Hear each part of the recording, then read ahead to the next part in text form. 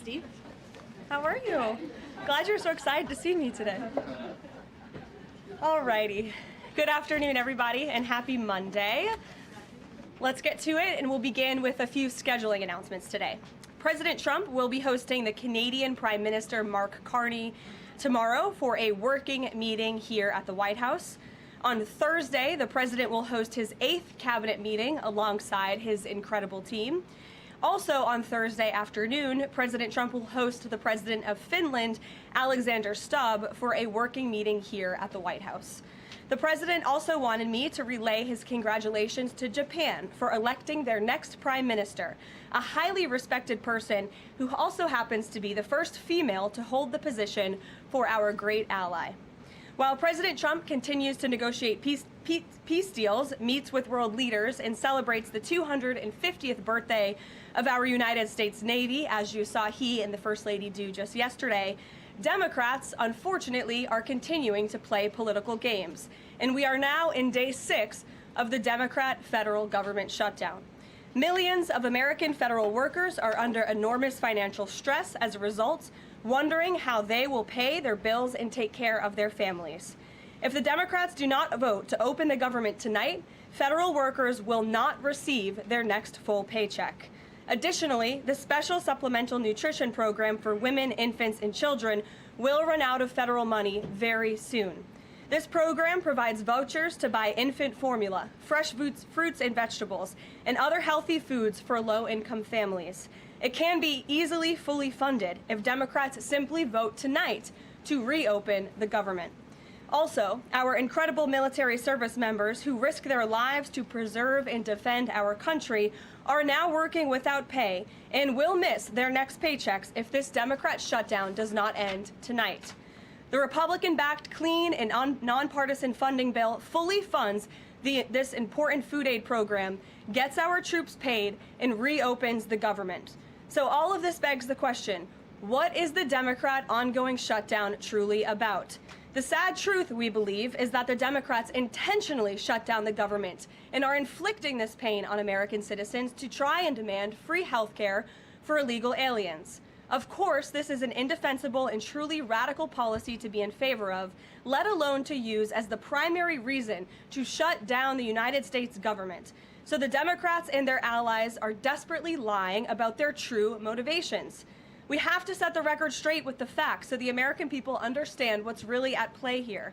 House Republicans passed a clean and nonpartisan funding bill to keep the government open and ensure our troops and other hardworking Americans are paid.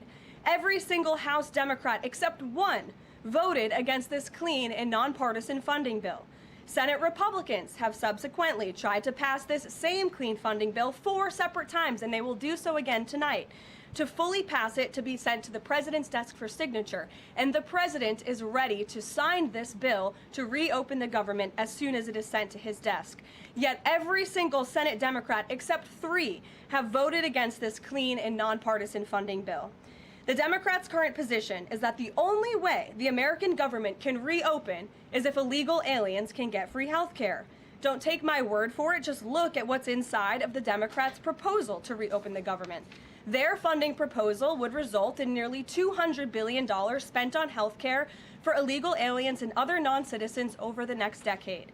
To put this in perspective, $200 billion is enough money to fund the entire children's health insurance program, which provides health insurance to low-income children and women. Under the Democrats' proposal, the millions of illegal aliens who improperly were granted asylum and paroled under the Biden administration would once again be allowed to receive Medicaid benefits. It does not end there. The Democrat proposal would also require Medicaid to pay more for emergency care provided to illegal aliens than it does for American patients who are disabled, elderly, or children.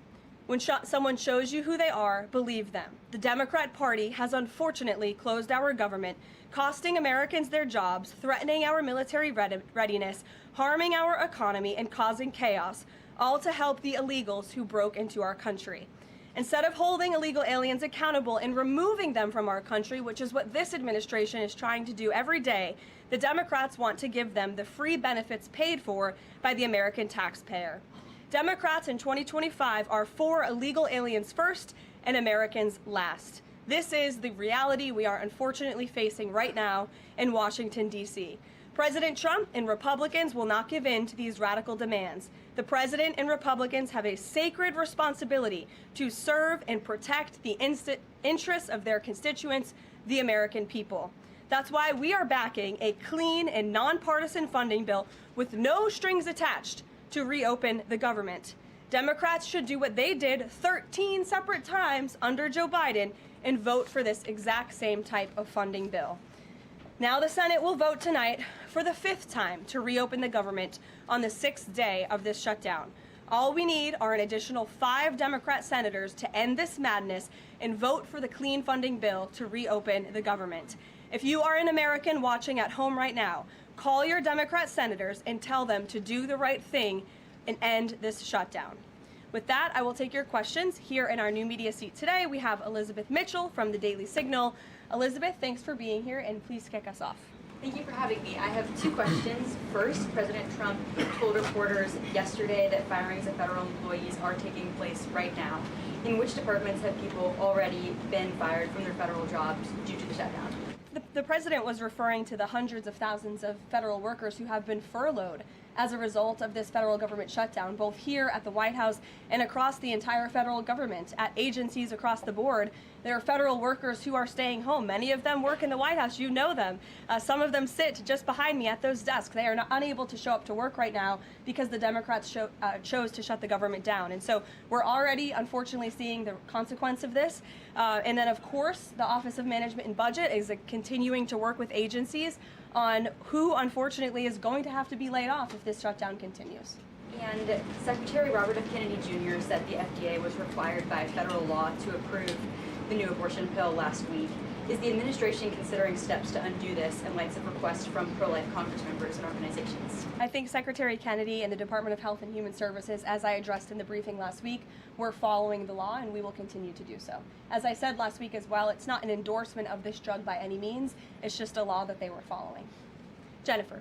We heard you say that you want people to call their Democratic senators. Is the president calling Democratic senators himself? Can you say what he's doing today to resolve the shutdown? Yep, I was just in the Oval Office. He was on the phone with Speaker Johnson. He's also spoken with the Senate Majority Leader, who are in touch with, of course, moderate Democrats and Democrats across the board, who we understand hopefully want to do the right thing by their constituents to reopen the government. So the president is being kept very well apprised of the ongoing shutdown on Capitol Hill. And of course, his position is very clear. There's nothing to negotiate, just reopen the government, and then we can talk about all the important issues facing our country. So he hasn't called specific members of Congress? Not to my knowledge, no.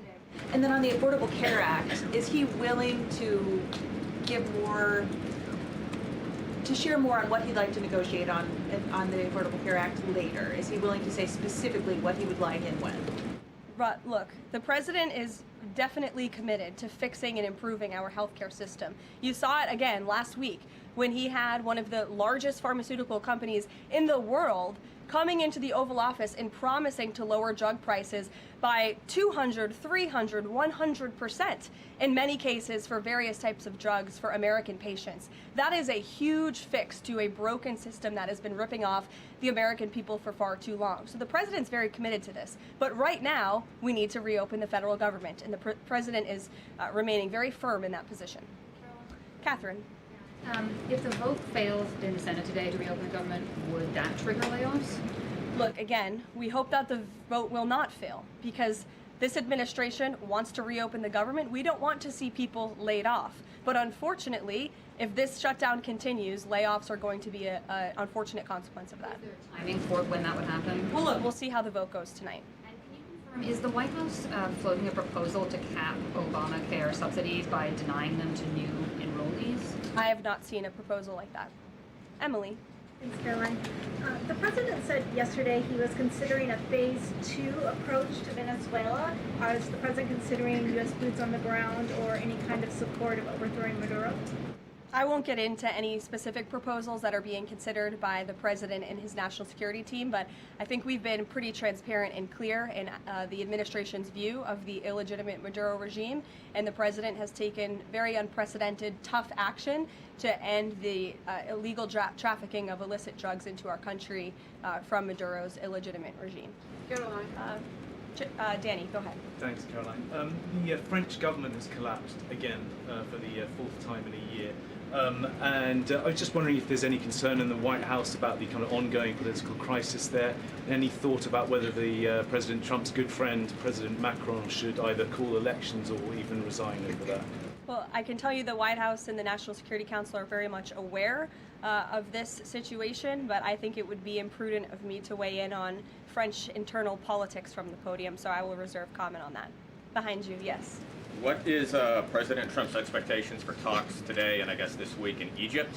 And is there a new timeline that the president is giving all sides to reach an agreement? Yes, there are technical talks happening right now in Egypt amongst Special Envoy Witkoff and Mr. Kushner, as well as the respective parties from all sides. What we saw take place on Friday, and I have not commented on that from the podium yet, is truly remarkable. You've seen all sides of this conflict agree that this war needs to end and agree to the 20-point framework that President Trump proposed. It's an incredible achievement, and the administration is working very hard to move the ball forward as quickly as we can. The president wants to see a ceasefire. He wants to see the hostages released, and the technical teams are discussing that as we speak to ensure that the environment is perfect to release those hostages. They're going over the lists of both the Israeli hostages and also the political prisoners who will be released, and those talks are underway, and the president is very much on the ball and is being apprised of this situation. The president had given a Sunday evening deadline. Obviously, the negotiations have extended that, I imagine. What is that new deadline? Does the president have a time frame in mind to see this phase implemented?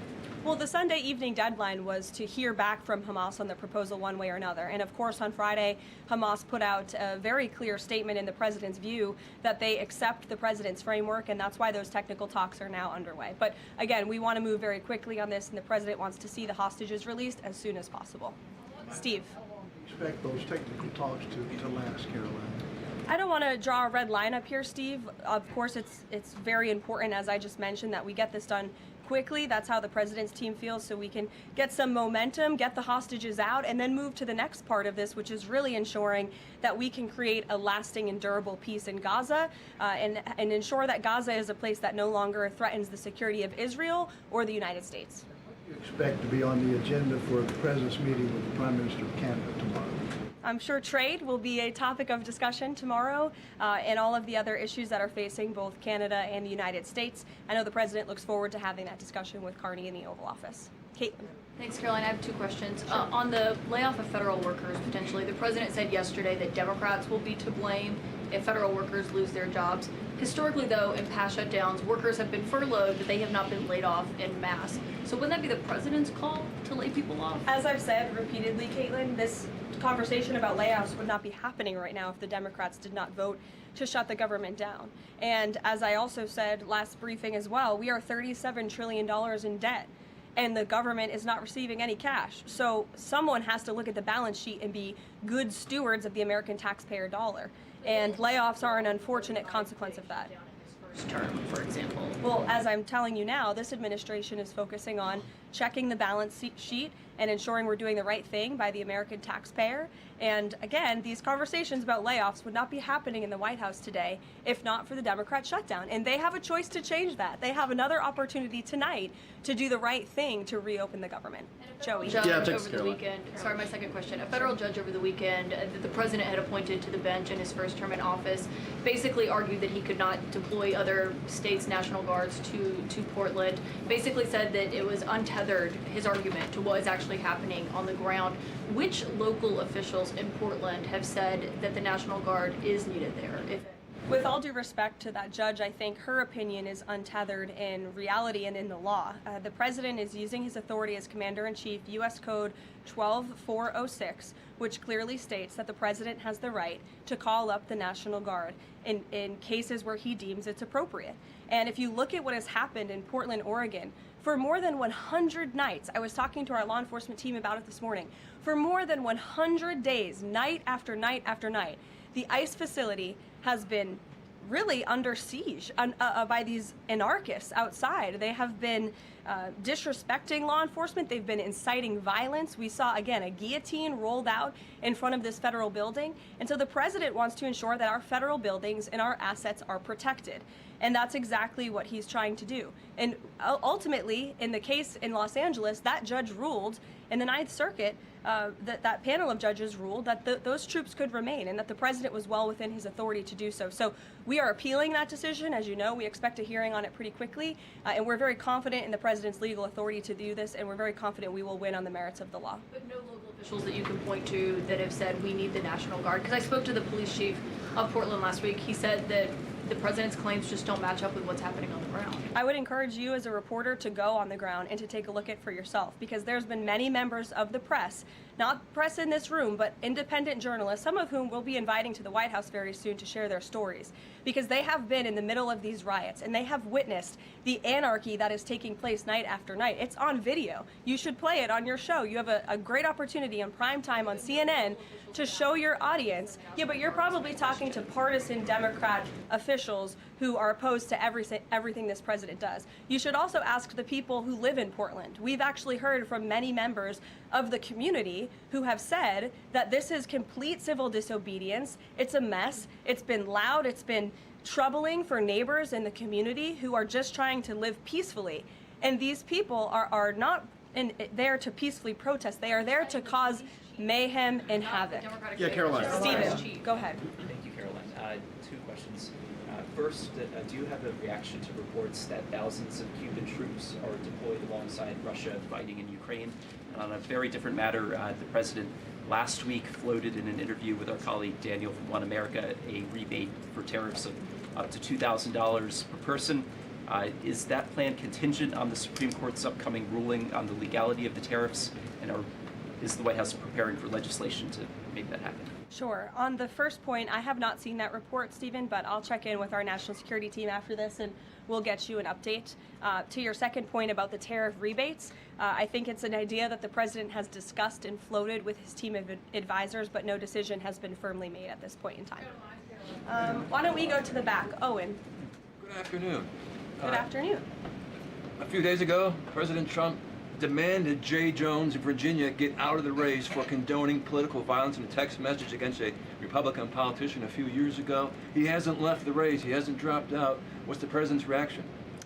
Well, as you know, I'm not at liberty to discuss political races from the podium. I think the president himself made his position very clear, and I think anyone could agree the messages that were sent by this Democrat nominee for Attorney General in Virginia are really shocking, alarming, and completely unacceptable. He was threatening to kill his opponent and his opponent's children, and that type of rhetoric has zero place in our country, and the president was absolutely right to condemn that. One more, please. Sure, go ahead. Thank you. The Democrats have questioned and scrutinized the president's comments about using potentially the military, American cities, as training grounds for the military.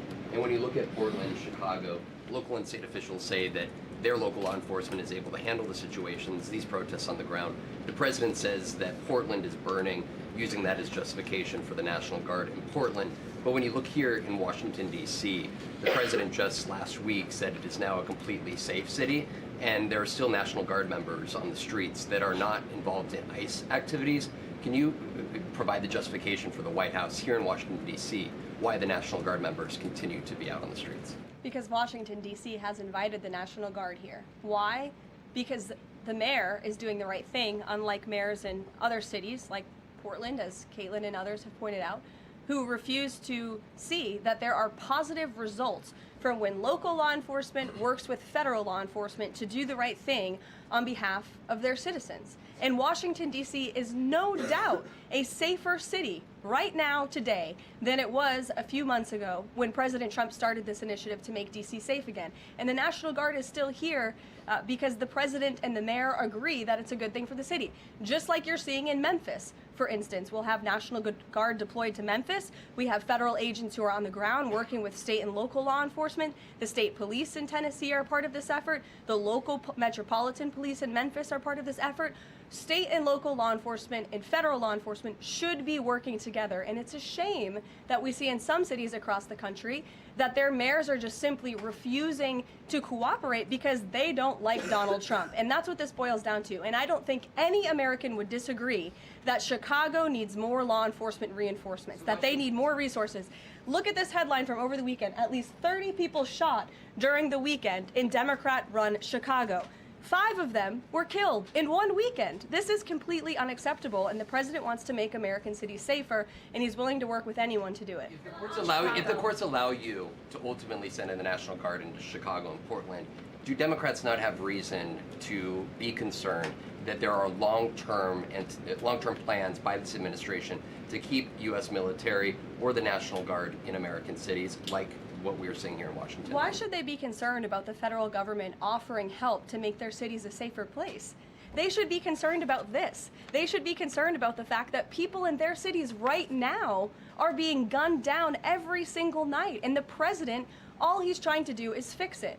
And there has been a complete smear campaign by the Democrats and the media, quite frankly. I was reading Political Playbook this morning, one of the most inside the Beltway newsletters you can find. And you guys are framing this like the president wants to take over the American cities with the military. The president wants to help these local leaders who have been completely ineffective in securing their own cities. And we have already seen there's a positive formula for that. Look at Washington, D.C. The murder rate has declined significantly. Our streets are safer. People who live here feel safer. All of you in this room, I know you do, you just won't admit it. And it's a proven system that works, and the president wants to make America's cities safe again. And I don't think there's anything wrong with that. Michael. Thank you, Caroline. 2 questions, if I may. Because the mayor wants them. Michael. These talks in Egypt, if Hamas does agree to relinquish power and give it up, cede power to this transitional technocratic government, if that does happen, would the Trump administration then recognize a Palestinian state? Look, I don't want to get ahead of the technical talks right now, Michael. They're extremely sensitive. They're taking place, again, as we speak, and there's a lot of, there's many things to discuss, of course. This is, hopefully, we expect and we hope going to be one of the greatest peace deals this world has ever seen. And the Trump administration is working diligently and working very hard to get there. And as I said, Friday, all terms agreed. We have the Arab countries who are working with us. Of course, Israel has been incredible in cooperating with the president's plan and agreeing to it. And we're very hopeful, and we expect that to continue. Caroline, you tweeted about this over the weekend. Thank you. I was going to you in the blue shirt and tie. Thank you, Yes, Caroline. you're welcome. The Daily Mail. Today, the Supreme Court declined to hear Ghislaine Maxwell's appeal. Will Trump rule out granting her clemency? Is that something the White House is considering? It's not something I've heard discussed. And we don't comment on clemency requests that may or may not have been made, but I'm certainly not tracking that one at this point in time. Caroline. Jordan, go ahead. Thank you, Caroline. So we're talking about these radical groups in Portland and Chicago. I know the president has spoken about potentially going after George Soros with RICO charges and for funding all of this violence. Has there been any update on that? And also, is the administration looking into the other nonprofits, maybe taking away their 501c3 status for funding this violence? And then I have one more question. Sure. The financial backing of these groups, particularly Antifa, is certainly something the administration is looking into aggressively. And the federal government has never really been mobilized or tasked with doing that. So we're kind of kickstarting that into gear. The FBI is working on it alongside the White House's Homeland Security Task Force. We have our intelligence community looking into this as well. And even the Secretary of Treasury is involved with these matters since they are financial in nature. And we will continue to get to the bottom of who is funding these organizations in this organized anarchy against our country and our government. It's a question the American people have been begging the answer for many years, and we're committed to uncovering it. And when we do, I'm sure you'll be one of the first people to know. Separately, Caroline. Thank you. So Gaza, under the president's plan, is going to be governed by a transitional governance of a technocratic, apolitical Palestinian committee made up of qualified Palestinians and international experts. Now, given how radicalized the Palestinian population is in Gaza and in the West Bank, can you offer some insight or guidance into who are some of these Palestinians that are going to be considered for leadership roles in Gaza and where you're going to be finding them? And do you have any names? We're not quite there yet, Jonathan. The president believes peace is possible in Gaza, and that's why he presented this detailed and comprehensive plan. The first step of that is securing a ceasefire and releasing the hostages, and then those conversations about ensuring a durable and lasting peace can continue. But what do you need to have peace in a region like Gaza that's been war-torn for far too long? You need security guarantees, and you need good governance. And so those will be two of the priorities that this administration is focused on. If I may, the president has said he wants the government to reopen this week in a deal. What's going to happen by the end of the week if there's no deal? What's the White House prepared to do? With no deal with what? To reopen the government. Look, as I said, unfortunately, there's going to be a lot of pain inflicted. There already is on the American public, on our troops who are not being paid, again, on women and young children who depend on critical food assistance. We hate to see this. And in fact, the Office of Management and Budget is trying to do everything they can to find funds to get out the door for these vulnerable populations in our country. Again, we shouldn't be having to do that. The Democrats have a chance to change course tonight. I believe the vote's taking